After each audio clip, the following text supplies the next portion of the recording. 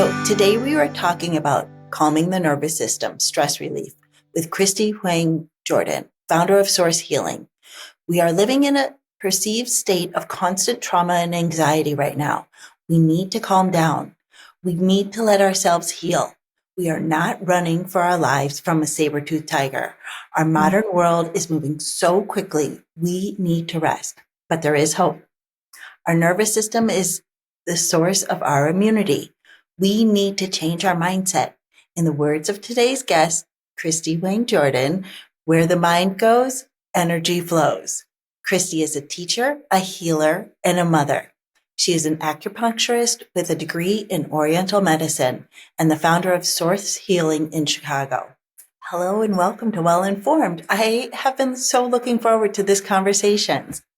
Thank you. Thank you so much for having me, Abby. I'm so excited to be here.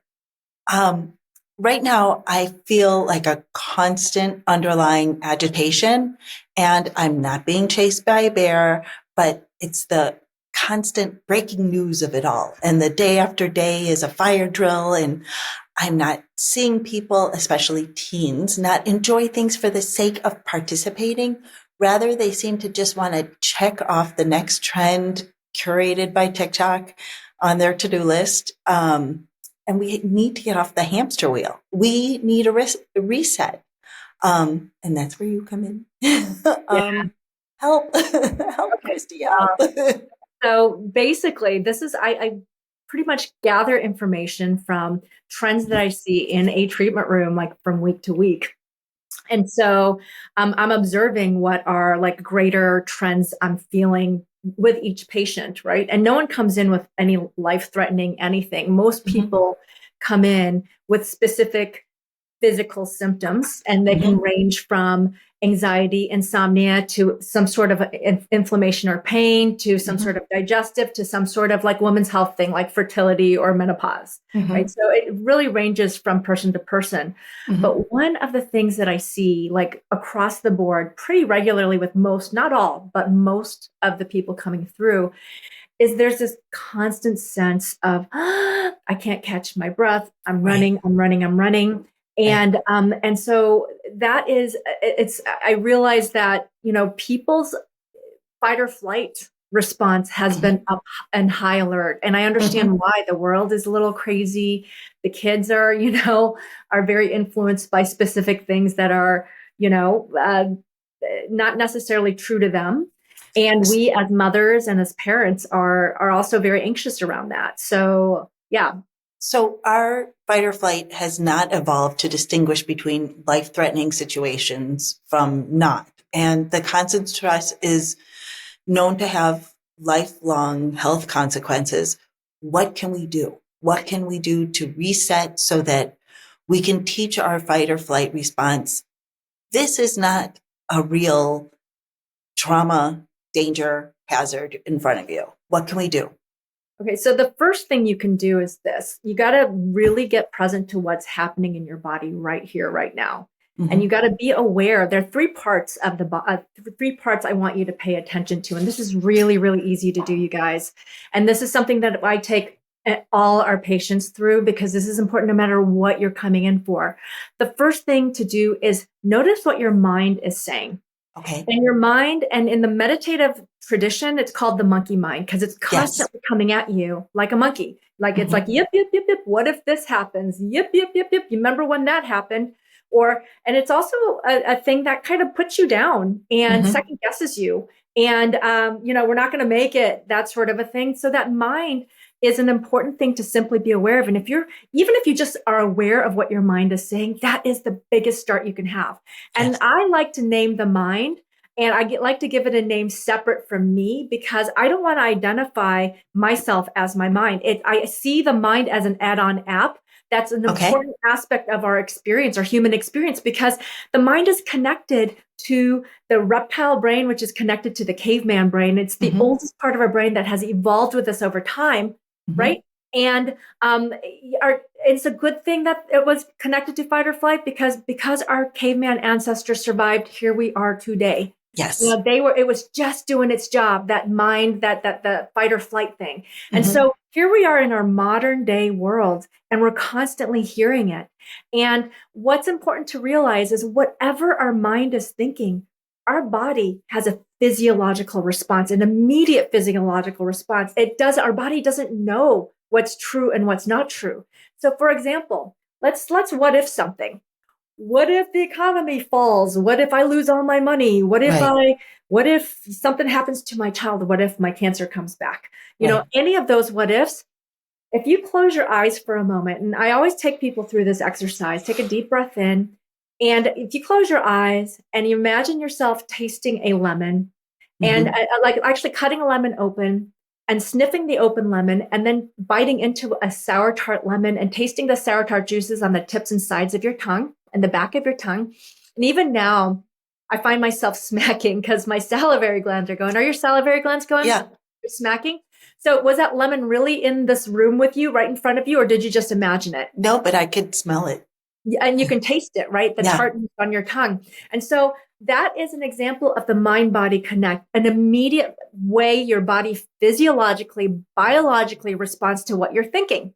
Where the mind goes, energy flows. Yeah. So if you're thinking, what if that happens to my children? What if your body's immediately physiologically responding in fight or flight as if it were real?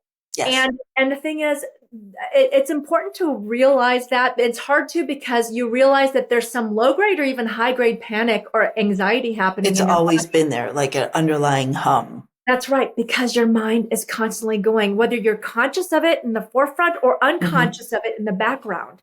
Now, when you're unconscious of it, a lot of times it's because you've been traumatized, like, you've been left by a group of friends or, and also know this about anxiety in like even social situations and even in your community.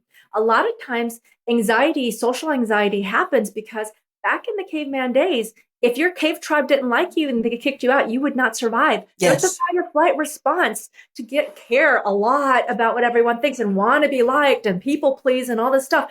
And that happens even in our families when we're growing up. Like if you're a people pleaser, it was about survival. Yes. You used everything you had to survive. And so you're still running under that fight or flight response. Right. So being aware of that is really important. So the first thing is be aware of your mind, your monkey mind, and what she or he is saying. Just that you can do something about it. Number two, be aware of how your body's feeling from what your mind is saying. Does that make sense? Your reaction to your own thoughts. It could be anxiety. It could be stomach pain. Some people have some people respond with hip pain. Mine is neck and shoulder tension. Right. And so your body's constantly giving you symptoms, right? In any given moment, it could be insomnia, right? And I want you to see your body as like giving you constant symptoms. When it gives you symptoms, it's its way of communicating with you. Yes. Like a car has a dashboard lights. If the car is saying, check the oil, of course you're going to check the oil, check the brakes, check the mechanics. So anytime you have a symptom, and anxiety is a dashboard light symptom, right? You want to get it checked. You want to look at it and go, oh, I need to look at this. But I also don't want to eliminate all anxiety. There is something about having a gut feeling I shouldn't be in this place at, in the dark at 3 a.m. or whatever it is.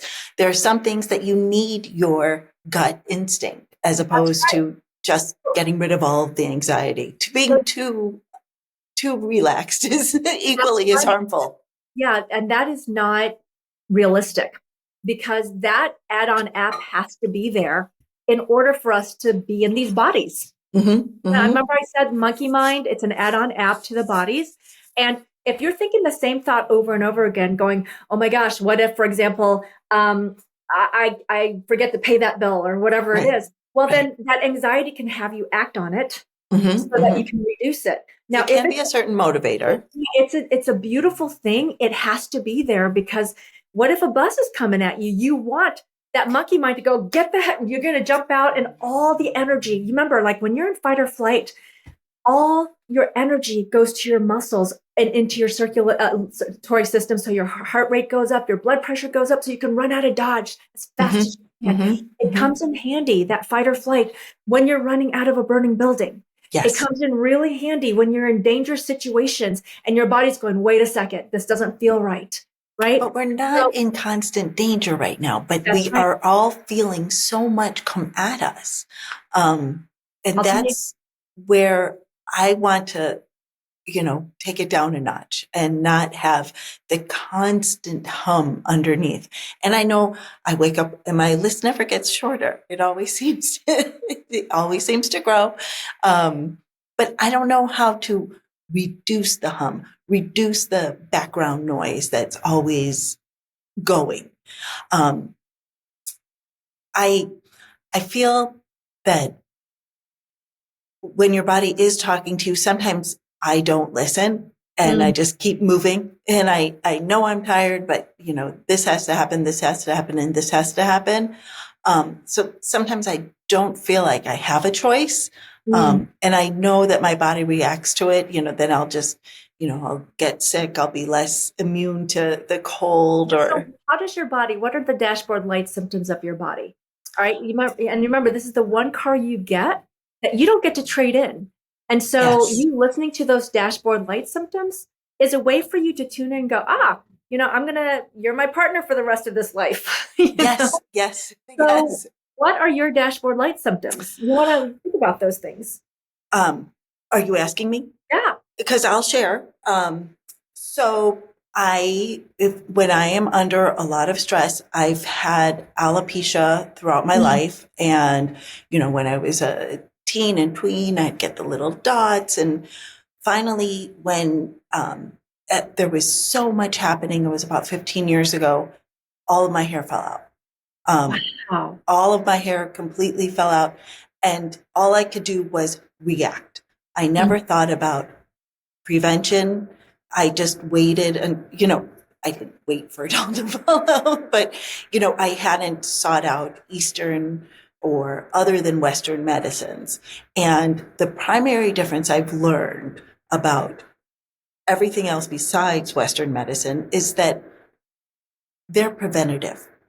I only seek out 15 years ago and before, I would only seek out help after I, got something wrong with me. Of course, if I break my leg, then I go to the hospital. I'm not going to go to the hospital. What if I'm going to break my leg? That's not but I knew I had this predisposition and my body was under stress and it was inflamed and all of my hair fell out.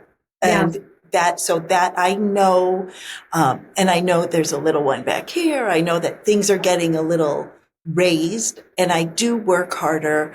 I play a little extra tennis. I stretch a little more. I do a little more yoga. I go on longer walks. I do the things I think I can do to lower the temperature, Yes. but not necessarily is it always enough. Yeah. Okay. So let me take you through something. Let me take you through something around that. And it's great that you see the alopecia and how your hair responds as a dashboard light symptom of your car, which is your body. It's very important to know that. And you realize that there absolutely is a need for Western medicine. It does a great job with what it does, but there's this whole gray area in between. Gray area medicine where it's about like prevention and managing before it gets really, really bad and looking at all the systems, even from a Western medical perspective, as well as an Eastern medicine perspective, and see what it is you can do and where you do have agency to help yourself.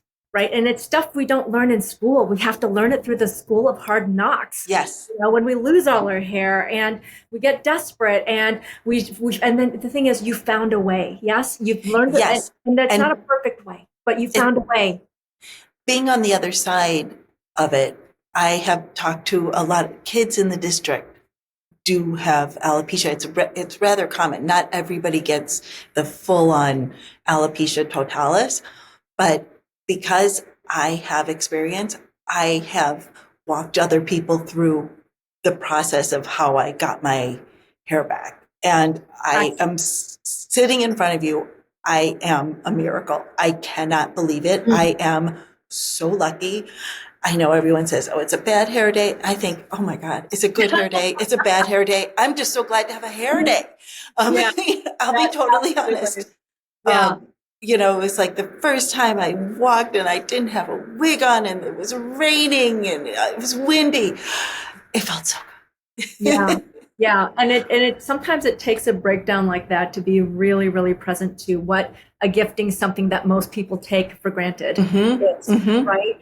And so this is what I would recommend. So you're aware of the mind. This is the number one thing that you can do, that anyone can do. And this is what I do pretty much all day long, because life is coming at us. Life is coming at me. There's so much that is beyond our control. Yes. I'm a mom, I'm running a business, I'm like managing my own growth and well-being, in middle age. And, there's a lot going on that we have to manage. And the mind is just doing her job, what-ifing me about things that I have no control over. And I know that I'm stressed out when I start trying to control things I have no control over. And it stresses me out even more. And I love trying to control things because I like things perfect, right? There's no such thing as perfect, right? So this is what I do. And let me take you through this. Like in the midst of having this like chronic low hum of fight or flight that you can just feel that you don't feel settled because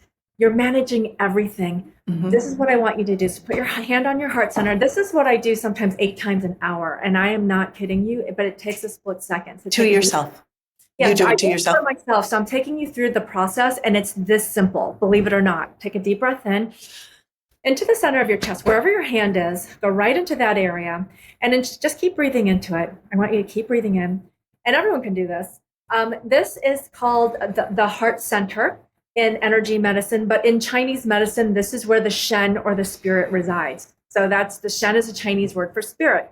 And so to me, it's just like a doorway into knowing what is true. And when I ask you, do you think you love your kids or do you know or feel you love your kids? What would you say? I know it. I feel it. Okay, you know it and you feel it. Okay, so go right into this area and just assume that part of you that loves, that just knows, is who you really are. All right. And from this space, keep breathing into it. Breathe into the space right here, right now. In this very breath you breathe, keep breathing. Deep breath into the center of your chest. In this very breath you breathe, this now breath. There is no other time but this now breath. The past doesn't exist in this now breath. The future doesn't exist in this now breath. In this now breath, you ask your heart spirit, that part of you that just knows you love your kids. Ask your heart spirit, am I safe? And she's going to answer you with a feeling, a knowing, right here, right now, in this now breath. Am I safe? Am I safe? And what does she answer back? What's the answer? Safe. Right here, right now. I haven't felt a change, hyper, I don't feel a flutter, so I believe safe. Okay, so I want you to feel it. Are you safe right here, right now, in this very now moment? It's a simple question. This now breath, are you safe? Yes. Can you lemon your body? I am safe. Breathe in, I am safe. Right here, right now, I am safe. I am safe. Say that again. Yeah. I am safe. Okay, so if you do that for 60 seconds and establish and lemon your body, when I say lemon, it was that lemon example, that mind-body connection. You're lemoning your body the truth. Now, I have a question. Yes. When your mind is telling you that you're not safe and you have to get to the next thing, otherwise you're not safe and things will fall. Is that the truth in the here and now, or are you just really safe right here, right now? It's not the truth. I'm very safe. That's right. So lemon that in. The minute you establish that, really drill it into this now moment. I am safe right here, right now. I am safe.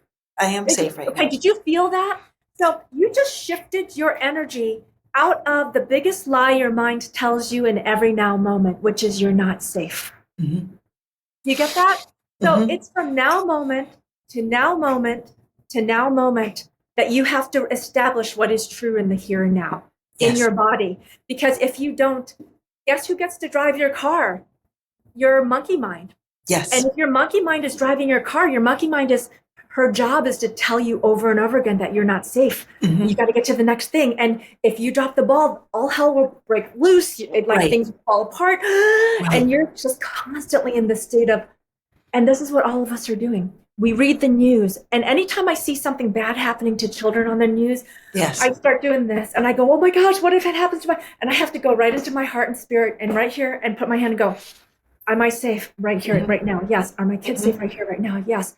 I have to establish what is true in the here and now. I cannot lemon my body from my mind, all these scenarios from the outside external world, and make it my chemical truth in the here and now. It is the biggest lie that your mind tells you in every now moments that you are not safe. Now, if you truly are not safe, you want your monkey mind to take over. You want 100%. You want to get the heck out of Dodge. You want to run out of that burning building. You want to get out of the way of danger. That comes in. And the thing is, in most now moments, you are not in danger. It's a perceived danger that your mind is lying to your body about, and your body's responding to it as if it's real. Now, knowing that is easy. Just like lifting bicep curls, like my 5-pound weights on my bicep, it's easy to do a set of 8. What's hard is doing it every day and every moment. I find myself, I'm late for pickup. yeah. And the thing is, and if I'm late, I'm okay. Everybody's going to be just fine. Everyone's going to be okay. I am okay now. My kids are going to be okay. Right. Because your mind says, if I'm late, I'm a bad mom, and things will fall apart. Which are all untrue. It's never somebody else saying that to you. It's only you saying that to you. No, it's your monkey mind saying it to you. Just remember this. You are what you know and you feel and how you love. Your mind is the add-on app who's doing her job. Say that again. You are what you know and you feel and you love. Yeah. I love that. It's part of you that knows. When you say that gut feeling, it's part of you that knows. Yeah. Right? I want you to lean into that, because right now we all have to lean into our hearts even more. Yes. And if we're not leaning into our hearts and letting our hearts drive on a collective level, we are letting our fear drive. Let our hearts drive. Yeah, I love that. I love that. It's important for us to listen to our heart spirit, this part of us that knows, that feels, that loves our children, that loves our neighbors, that loves our family, that just, that knows that even if we're late picking up our kids, we're okay. Yeah. We're like, they're okay. All right. And so if you can, even if you're late, if I'm late somewhere, I'm like, I call them, I'm late. And you know what? I showed up. Okay. So I'm never, ever, ever late. And I'm going to tell you something. Traffic was bad. I was driving down to my drive. Traffic is terrible. I called my, office manager. Said my first call, just let her know I'm late. I apologize. I understand if she can't stay. They always count on me in being time, because I always count on me. And I just showed up 20 minutes late. And you know what I did? I was driving down 90-94. And I decided to put on an app and just listen to some music or something. I was just like, I'm not going to stress this, because if I am like white knuckling something I cannot control, I've just ruined every now moment telling me that I have to do this. And in every now moment, you have to lean into the truth that I am safe, even if I'm late. Yes. There's nothing I can do about this. And so I just relaxed and enjoyed my drive down. And as I showed up, I entered my treatment room, and my client said to me, Christie, I go, yeah. She's like, I can't even tell you what you just did for me for being late. I go, what do you mean? She goes, I am never late. And I know you're never late. And you just gave me permission to be deeply human. And I said, yeah. And not only deeply human, I just listened to an app the whole way down. And I just didn't even sweat it, because there's nothing I can do. And I'm able to walk in not stressed out. And you also gave her 20 minutes just to breathe and relax, because when she's waiting for you, she probably doesn't have her phone attached to her, and nobody's calling her. And you gave her an extra 20 minutes of peace that she otherwise wouldn't have had. The value, that's immeasurable. Yeah. And the biggest value is that no matter how on time you are, it's important to really embrace our humanness and our human imperfections. And when you're in the midst of doing that, to relax into it. It's okay. It's okay to be late. It's okay to forget to pick up your child from I've done that. I've had anxiety attacks about I remember like I have had in the past, I had this really amazing office manager, and I have an amazing one now, but like I used to have panic attacks about her leaving because she was so amazing. And you thought she was the only one who could hold it together for you. Yeah. And I would be screwed, right? If she left. And I used to go back into my heart and go, I'm safe right here, right now. And when that happens, you are safe. You are okay. And so I'd have to establish that before even walking into the office. And I had to do it over and over again. And when that happened, I was safe. Right. All right. And so these are the inner bicep curls we all can do for ourselves. And no matter how the external world is swirling, to be in the eye of the storm, because it's going to amplify everyone, the unknown, the constant change, the craziness is happening in the external world. How can you lean within yourself? How can you go within? Go right here, you guys. Go right into your hearts. Thrive from our hearts. I have to do it all day long, because if I'm doing it from my mind, if I'm even making a business decision from my mind, I'm in fight or flight, and it's not the best decision. Now, if there is an actual fight or flight situation, all right, I'm going to lean in, because this right here is the CEO. My monkey mind is the board member who says, "Hey, what if this happens?" You need that. You need the devil's advocate, right? Right. You can't let Chicken Little run the company because the sky is always falling. Right. You need to just be compassionate towards Chicken Little and say, "I got you, Chicken Little. Sky's not falling right here, right now. We're safe." And so there's a way for us to be compassionate even towards that aspect of us, that add-on app that is constantly telling us the sky is falling. In the now moment, when our heart's like, no, it's not. We're actually safe. We're actually quite well. I'm curious, what is the third thing that we should lean into? So the mind is the first thing, the heart, spirit, and then listening to the body. So I'm going to tell you something. When you're running for the saber-toothed tiger, when you're running out of a burning building, you can't listen to your heart, spirit, because it's just doing its job, right? It's only when you're safe from the fire or the saber-toothed tiger or the bus coming at you that you can finally feel your body and what you need to feel. And so the body is really important, not just with the dashboard light symptoms. We cannot bypass our emotions, everyone. We are taught that the only emotion that we're allowed to feel is joy and happiness. And everything else, I'm talking sadness, anger, frustration, grief is not okay. And the fact is, in Chinese medicine, all of those emotions, joy, anger, preoccupation, grief, frustration, all those emotions are it's just energy. And in Chinese medicine, they tie in these emotions with the physical body. They are not separate, right? And so it's only when you're feeling safe that you can really feel what you're feeling. And let me give you an example. Like, I think mothers, for example, have a hard time feeling grief of the different stages of their kids' life that they're in. Yes. Kids are growing up, and teenage years, like they grow up and they form their own energy field and they form their own identity outside the mothers and the fathers. And it's the right thing. All right. And for us mothers, we have the hardest time not having our children like fully in our energy fields, identifying as our children when they're rightfully breaking off.